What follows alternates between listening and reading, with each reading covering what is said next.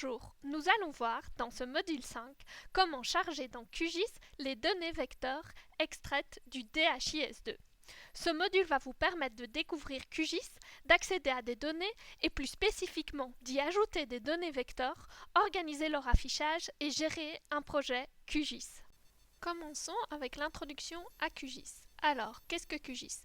QGIS est un logiciel généraliste qui est largement utilisé dans le domaine des systèmes d'information géographique.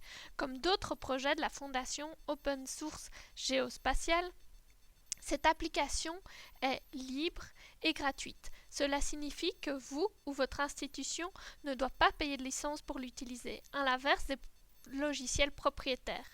Tous les liens de téléchargement se trouvent sur le site web de QGIS. Il suffit de suivre les instructions en fonction de votre environnement informatique. Pour nos modules de formation, nous allons utiliser la dernière version maintenue à long terme.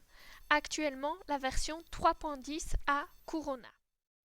Lorsque vous démarrez QGIS, une interface graphique s'affiche avec 6 parties principales que je vais situer.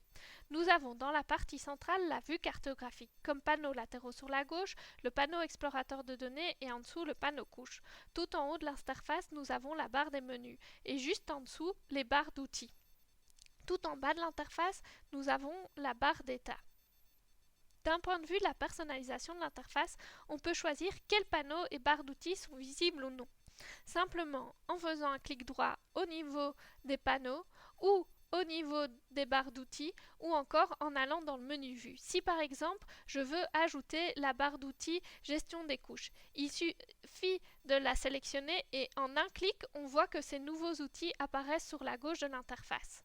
De plus, il faut savoir que l'emplacement de ces panneaux et barres d'outils n'est pas figé dans l'interface. Simplement, en maintenant un clic gauche de ma souris, je peux les déplacer tout autour de ma vue cartographique. De plus, QGIS repose sur un système d'extensions. On peut facilement ajouter de nouvelles fonctionnalités au logiciel. Pour les installer, il suffit de se rendre dans le menu Extensions et cliquer sur Installer, gérer les extensions. Notez aussi qu'il faut une bonne connexion Internet pour pouvoir les récupérer dans les dépôts QGIS. Alors, comment accéder aux données géographiques dans QGIS? Voici les différentes manières d'ajouter des données dans QGIS que nous allons voir directement en pratique lors de l'ajout des données vecteurs. Dans nos modules de formation sur QGIS, nous verrons comment ajouter les 3 principaux types de données stockées sous forme de fichiers. Dans ce module-ci, nous nous intéresserons qu'aux données vecteurs.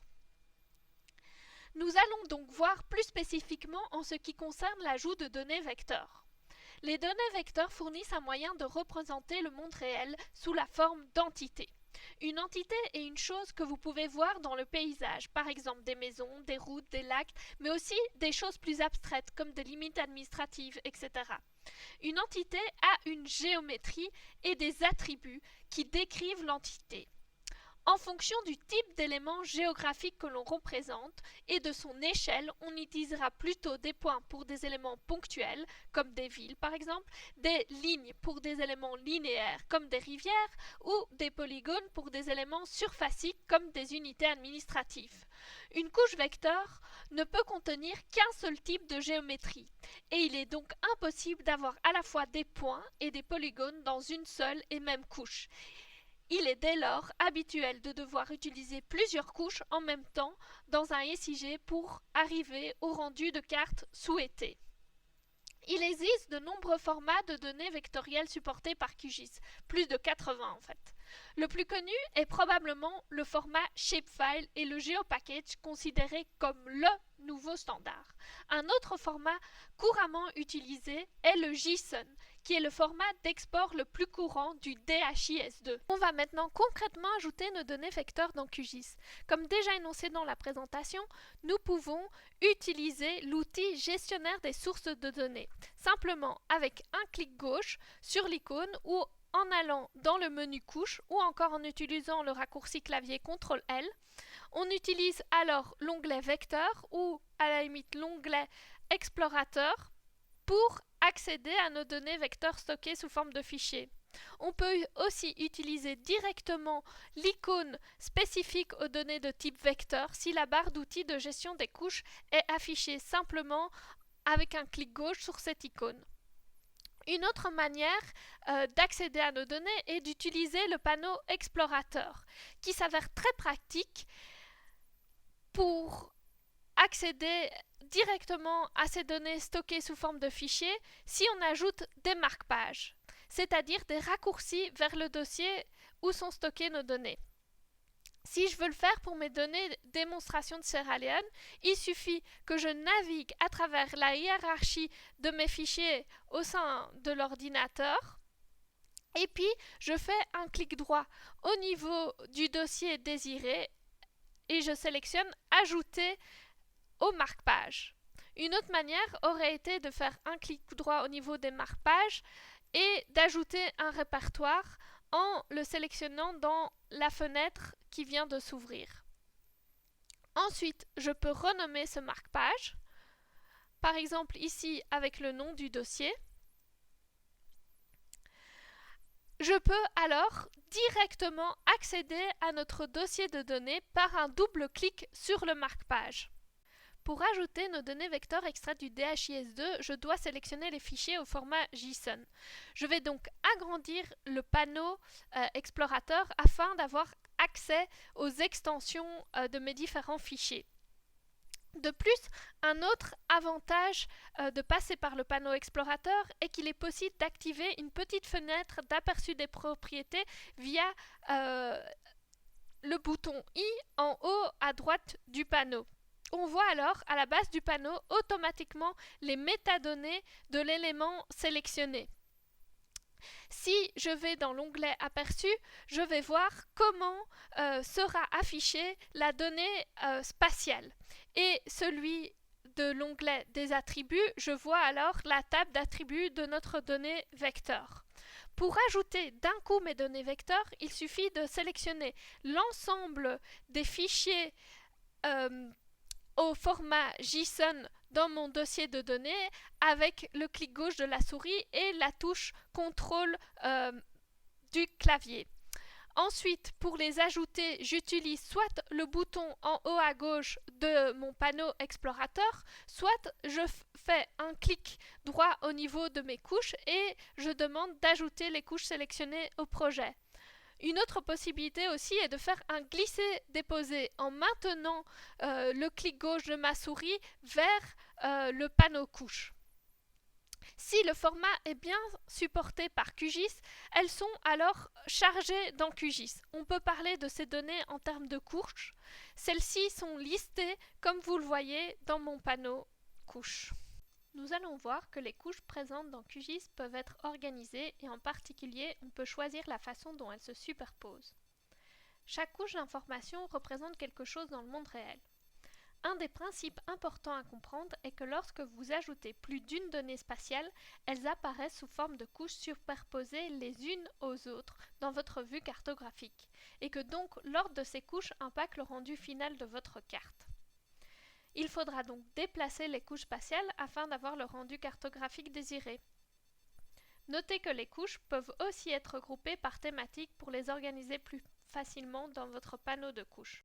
C'est le panneau couche qui permet cette gestion des couches dans QGIS. Comme on peut l'observer, une couche spatiale se situant au sommet de la liste sera affichée au-dessus de celle qui se situe plus bas dans la liste. Pour modifier l'ordre d'empilement d'une couche spatiale, il suffit de sélectionner le nom de la couche spatiale et de la monter ou de la descendre au sein du panneau couche en maintenant le clic gauche de la souris. Les cases à cocher présentes à côté du nom de chaque couche permettent d'afficher ou pas la donnée spatiale dans la zone d'affichage. Il suffit de faire un clic gauche ou bien de sélectionner la couche et d'utiliser la barre d'espace du clavier. Vous voyez aussi que pour chaque couche, des icônes représentent le style de représentation des objets. On voit par exemple ici, pour nos couches vectorielles, les types de géométrie de chacune des couches. Le point pour les centres de centré, les polygones pour les limites administratives. Dans ce panneau couche, l'utilisateur peut également modifier les propriétés de chaque couche. Pour cela, il suffit qu'il fasse un double clic sur la couche et ensuite on a une fenêtre avec de nombreuses possibilités dont l'onglet symbologie qui permet de gérer la couleur, l'épaisseur du trait, etc. de notre couche. Une autre possibilité pour accéder à ces propriétés est de faire un clic droit au niveau du nom de la couche et de sélectionner dans le menu les propriétés de cette couche. On voit qu'on a pas mal d'autres possibilités, options dans ce menu, et il faut savoir qu'aucune de ces fonctions n'affecte les données sources, à l'exception de l'option mode édition. Donc, si on supprime la couche, elle ne supprime pas les données, mais elle retire la donnée de QGIS. Dans ce panneau couche, on peut également grouper les couches par thème, simplement en faisant un clic droit au niveau du panneau et on sélectionne ajouter un groupe. Une autre possibilité encore est d'utiliser l'icône en haut du panneau et on peut également sélectionner les couches qu'on veut regrouper et avec un clic droit les demander de grouper. Ici par exemple, je vais regrouper ces deux couches de limites administratives. On voit qu'à côté du groupe, j'ai également cette case à cocher qui permet de sélectionner ou désélectionner l'affichage de l'ensemble des couches au sein de mon groupe. Je peux aussi décider de faire ce groupe mutuellement exclusif, c'est-à-dire que si une couche au sein du groupe est sélectionnée, l'autre est désélectionnée pour l'affichage. Nous allons voir comment bien utiliser les projets dans QGIS. Il est conseillé de travailler avec des projets dans QGIS. Un projet permet de mémoriser l'espace de travail, c'est-à-dire lors de superposition des couches, leur symbologie, etc. Par contre, le projet ne sauvegarde pas les données géographiques, mais seulement les chemins relatifs vers ces données.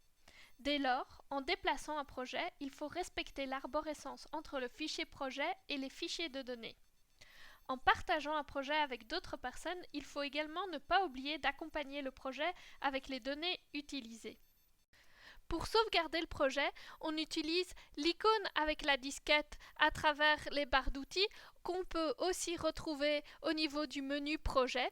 Une bonne pratique à avoir est d'enregistrer ce projet près des données qu'on utilise dans QGIS. Comme on peut le voir, le format fichier du projet est le .qgz. Une fois qu'on a enregistré notre projet, ce nom apparaît au-dessus de l'interface. Comme vous savez, il est conseillé de faire des sauvegardes régulières. Et pour faire cela, automatiquement, vous pouvez utiliser l'extension Autosaver. Les deux diapos suivantes montrent une synthèse des exercices et ressources à votre disposition. Ces exercices sont repris en détail dans d'autres présentations avec leurs corrections. La documentation proposée provient directement du manuel officiel de QGIS. Un grand merci pour votre écoute et belle aventure SIG avec QGIS.